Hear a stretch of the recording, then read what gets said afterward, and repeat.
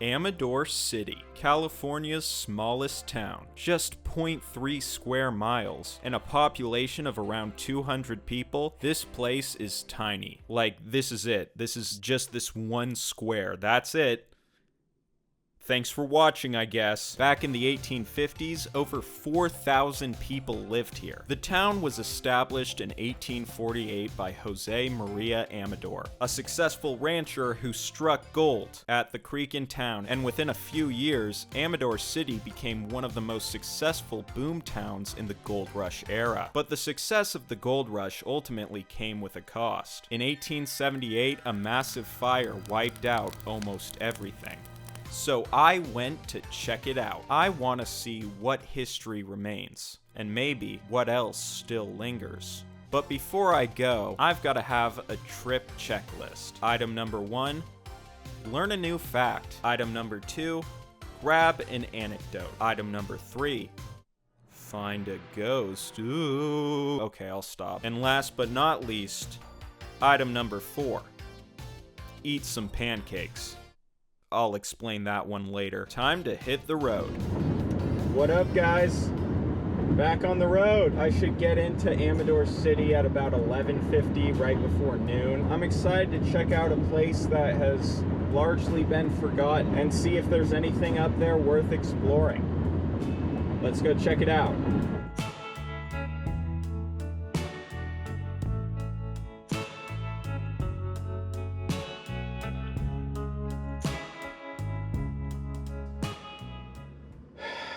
We made it. Amador City. Population, about 200 people. Total square miles, 0.3. I've got about 3 hours before check-in at my hotel, so I'm gonna go explore the area surrounding me. Time to check this place out. I got to Amador City at around 12:30, and the first thing I did was walk. Just walk. I mean, they have a walking tour, so I did that, but yeah, I walked. Walking through this place, you can feel the history immediately.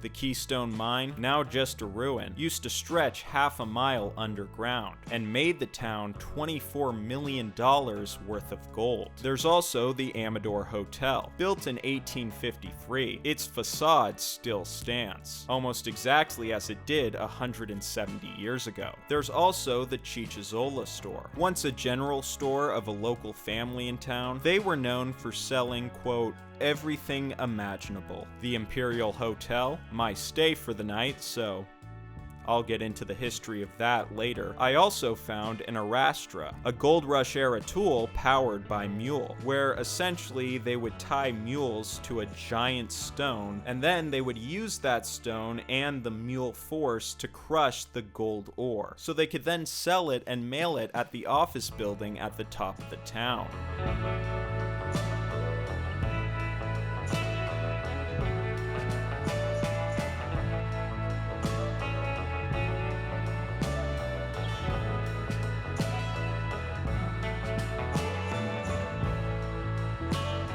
By the time I reached the Amador Whitney Museum, I was drenched in heat and history. This museum tells the story of the gold rush through the women of Amador. They sacrificed a lot and were ultimately the ones that kept this town going. And because of that, they built something lasting.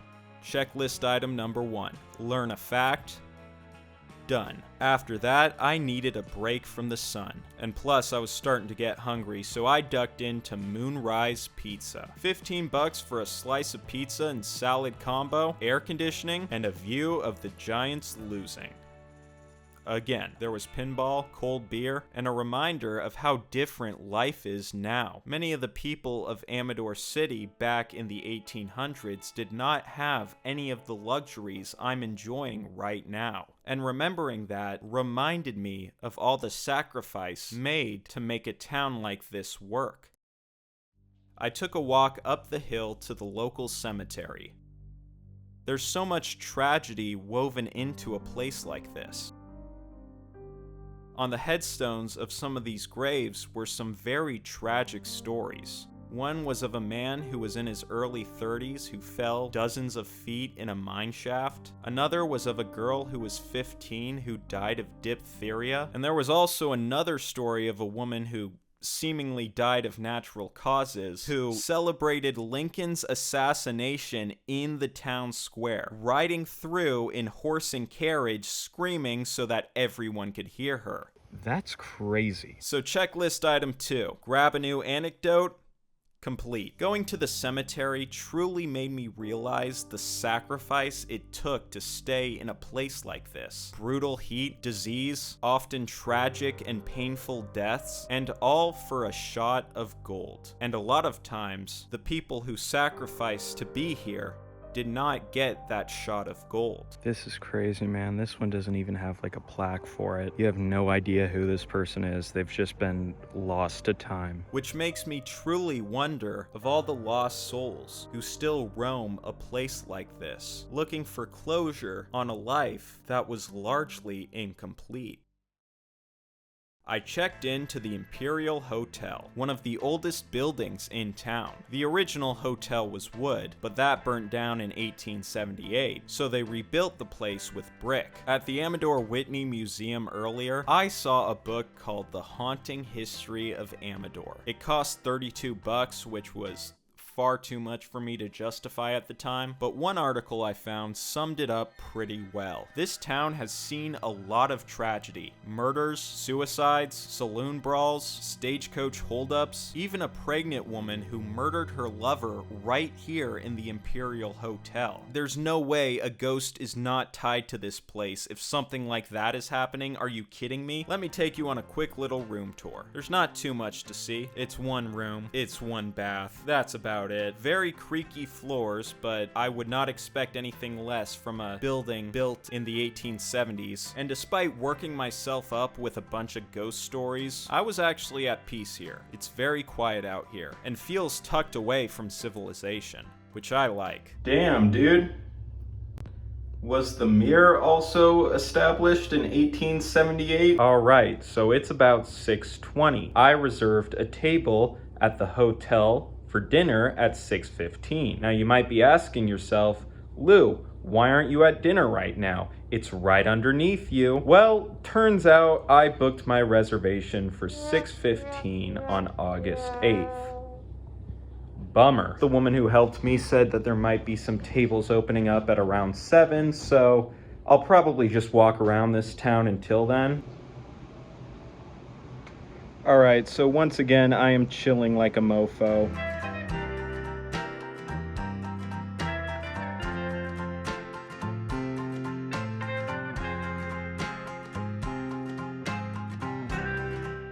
That is a full-on turkey. Is that 4? Dog, you don't get those in the Bay Area. Oh, look at the deer. They are staring me down. Hey, bro, I call the white flag. All right, ceasefire. Yo, I found your alleyway. I went to this alleyway and everyone knew you, bro. Everyone knew you. I want to explore more of this town, but there's not enough town to explore. It's what makes it the smallest, right? Who would have thought? Not me, I guess. I don't know what I'm saying.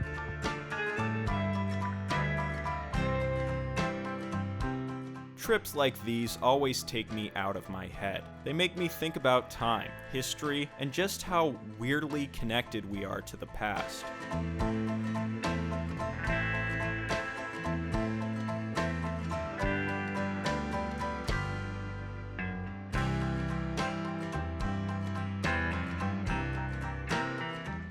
I think I just opened someone's private property thinking that it was a museum type ancient artifact thing like this.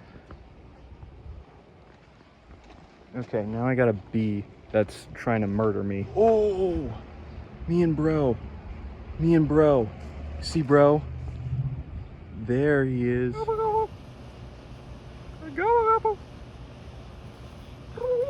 Nothing? Okay. What up, bud? Oh, he's aura farming. Aura farming. Chat, is this aura farming? Is this what they refer to as aura farming?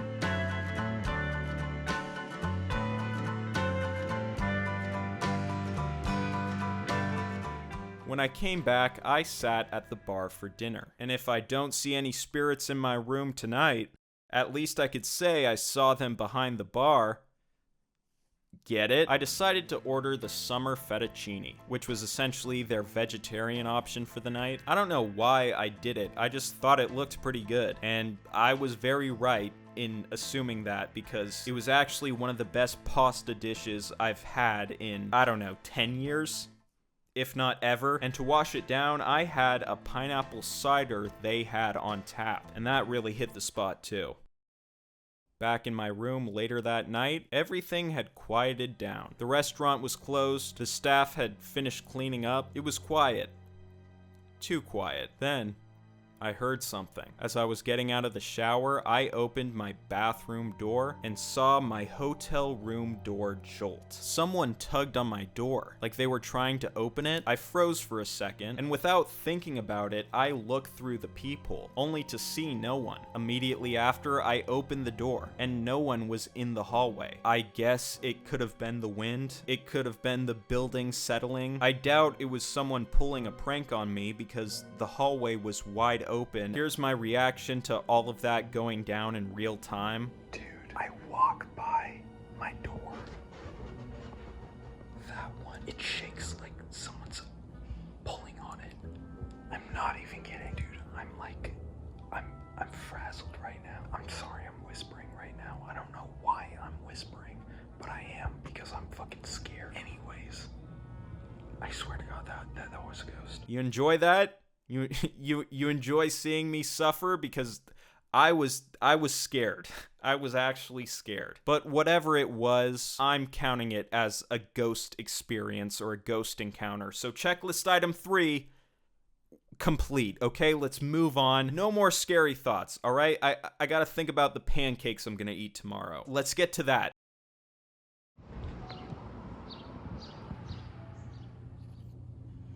I just woke up. Nope, not now.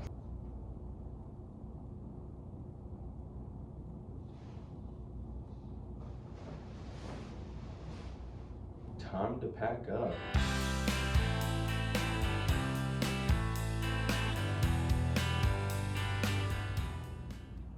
I feel like Tom Cruise. I woke up at around 9. I packed up my stuff and took one last stroll through town. My night in Amador City, complete. Peace, Amador. It's been real.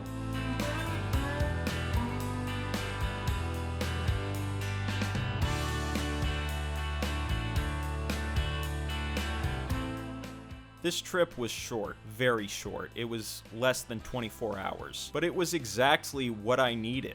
Quiet, grounded, and a break from noise. But before I left Amador City, there was one last thing to check off my list. Time for food. Amador's Imperial Hotel is known for its brunch, which is gone as of today, but over the summer, they were making brunch every Sunday. The menu is just unreal. And one thing that specifically caught my eye on this menu was their pancakes. Now, if you don't know, pancakes were a major food during the gold rush. And the reason for that is they were just really easy to make. It's like, what, 4 or 5 ingredients?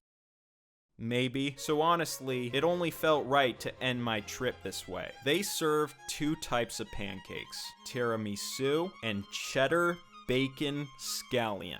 For a drink, I got their rose gold coffee, which honestly tasted like if you heated up the milk at the bottom of a bowl of Cinnamon Toast Crunch. So really, the perfect way to start the day. My pancakes would arrive soon after, and both were 10 out of 10. They were dense, they were rich, they were unique, they tasted like what they were being advertised as, which, you know, I have to respect. And now, I can say that checklist item number 4 is complete. It's 11. I just checked out. Had an absolute banger of a brunch. That's why I came here on Sunday. I think I've seen enough for Amador, at least for this trip. Apart from that, it was great. I love it here. After brunch, I hit the road to beat the heat.